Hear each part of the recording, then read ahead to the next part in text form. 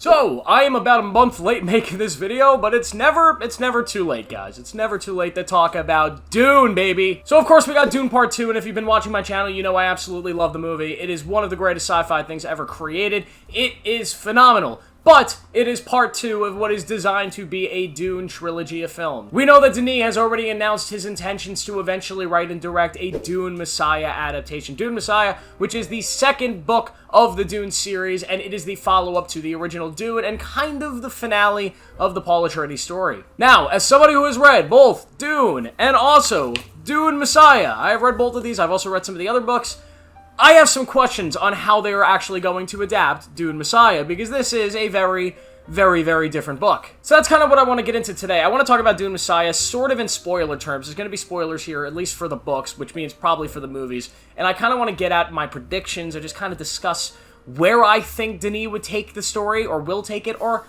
how I would do it personally. Not that I'm going to do it, obviously, but just my 2 cents of how I would adapt Dune Messiah. So first things first, to talk about how they're going to adapt Dune Messiah, we have to first talk about how they adapted Dune. How they adapted this big, gigantic Bible of a book, and how they made this into film, and how accurate they were. Now, Dune Part 1 and Part 2 are both adaptations of this one book, this very, very large book. Dune Part 1 is essentially adapting the first, like, 3/4 of the book, pretty much. It's pretty much everything from when Paul Atreides is on Caladan, gets, you know, the test with the Gom Jabbar and, you know, with the Bene Gesserit lady, and then he's brought to the Dune planet. You know, everything happens with the Harkonnens, and then he gets sent out to the desert, right? That's about 3/4 of the first book. And then that last quarter, which is the big war, him training in the desert, that is all Part 2, which, by the way, reading the book, it blows your mind that Part 2 was only, like, a little sliver of the book.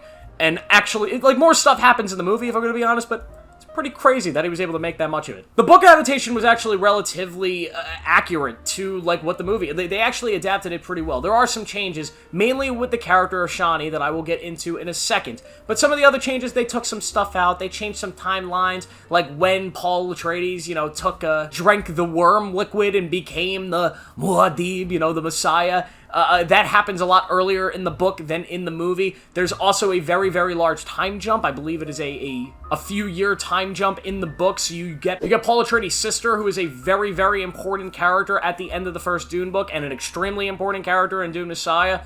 In the movie, because they didn't do the time jump, she's just kind of this unborn fetus that's very, very smart in Lady Jessica. But that's one small change. The biggest change, though, is with the character of Chani. The character of Chani in the original Dune book was kind of a pretty loyal follower of Paul. She was absolutely in love with him. She actually got pregnant during the time jump in the books, and they had their first child, Leto, who ends up dying because of the Harkonnens and the whole war. But either way, she's very much more devoted to Paul, and at the end of the movie, he kind of explains to her, at the end of the book, he explains to her, hey, I have to marry Florence Pugh, Princess Erlon. I have to marry her for political reasons, but I'm never going to touch her. I'm never going to do anything with her. You're going to have my babies. We're going to be happy. And she's like, sure thing, Paul. Now, obviously, you've seen the movie. It's a little bit different. The whole movie, Chani's like, no, Paul, don't be the Messiah. This is crazy. We are Fremen. We want to free ourselves. Fuck this shit. And at the end of the movie, she's like, oh my god, you're now going to go out with Florence Pugh. That's fucked up, man. And she sort of runs away, and she kind of represents a very, very different viewpoint of Paul, one that you don't get in the original book. She plays this character that Denis had decided to insert into the story, somebody who is skeptical of Paul, somebody who says, hey, Paul is, I love him, he's my lover, he's all these things, but I also understand that this Messiah figure, this prophecy is all bullshit, and it is going to lead to some pretty bad things. Denis did not want to make the mistake that Frank Herbert almost made with his book, where if you misinterpret Frank Herbert's book, it really reads as a hero story. Paul Atreides, you know, destroyed by the Harkonnens, his family killed off, rises in the desert with these Fremen warriors and takes back the throne, and takes over the throne, and takes over Arrakis. It's all this big glorious thing, but the actual story here is the fact that the world is kind of worse off with Paul winning. He becomes this religious, powerful figure with this incredibly powerful army, and it causes a lot of terrible things. A lot of terrible things that are later talked about in Dune Messiah and explained further in Dune Messiah. Dune Messiah is very much an epilogue for all those people who didn't understand Dune. For people who did not get this book, Dune Messiah is here to tell you, guess what? Paul Atreides is kind of a dick. So that's where my intrigue in how the Dune Messiah movie is going to actually play out really comes into play, and it's mainly because Denis really got across that idea, that fact. There's no way you walk out of Dune Part 2 assuming that Paul Atreides is the hero of the story. There's no way. The ending is tragic. It's presented as a tragedy that he has taken over, and it's a victory, but there's that feeling of, is it? Like, what's going on, man? Like, he's about to go to war with the great houses. We've heard all these, throughout the whole story, these images of a genocide and a jihad. And then you have Chani, who's just like, fuck this, I am out. So going in the Dune Messiah, that doesn't have to be explained to the audience. If we do what Dune Messiah does the same exact way, the audience already kind of knows that everything that happened wasn't for the best of the world. So how are they going to present that? My first question, Dune Messiah takes place about 9 years after the original Dune. There is another big time jump, which is a time jump I don't know that they're going to make in the movie for a couple reasons. A, because are they going to make Timothée Chalamet look 9 years, a decade older, Florence Pugh a decade older? They could try. Maybe they'll just have him, like, put a beard on or something, like, who knows? But the main reason I don't think they're going to do it is because of the character of Alia Atreides, Paul's sister. Because in Dune Messiah, she is an extraordinarily important character. Now, in Dune, she does appear in a vision played by Anya Taylor-Joy. I have questions. There is no way you are going to do like a 20-year time jump and get an Anya Taylor-Joy playing this character in the second movie. It just will not make sense unless they have to recast everybody. So that's not going to happen, which makes me think, maybe, just maybe Denis planning a Children of Dune movie?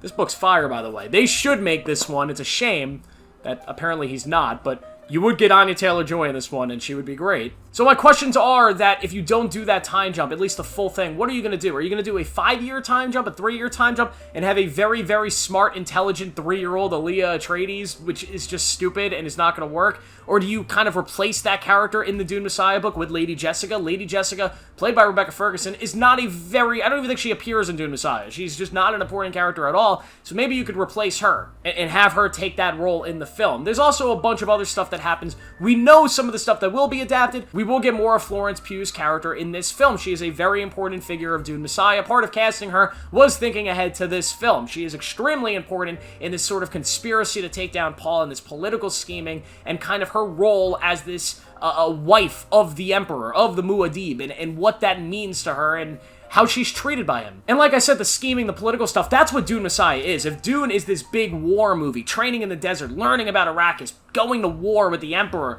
Dune Messiah is really kind of a slow Game of Thrones-esque movie. It's very political. It's very much about how the Empire is, how Paul is dealing with some of the terrible things that happen between the books, and how he's now leading this empire as this religious figure. People don't look at him as Emperor Paul Atreides. They look at him as Muad'Dib. They look at him as the Lisan al-Gaib, the God. He is literally Jesus. So, like, he's treated very differently, but he has to worry about these conspiracies. He has to worry about what's going on in Arrakis. And it's a very small book. It's a very quick story that flies by. There's a lot going on with his sister. You also bring back Duncan Idaho, so we will be getting Jason Momoa coming back in like a more substantial role. And if you're here knowing that you're going to get some stuff spoiled and you're like, Duncan Idaho, didn't he die? Yes!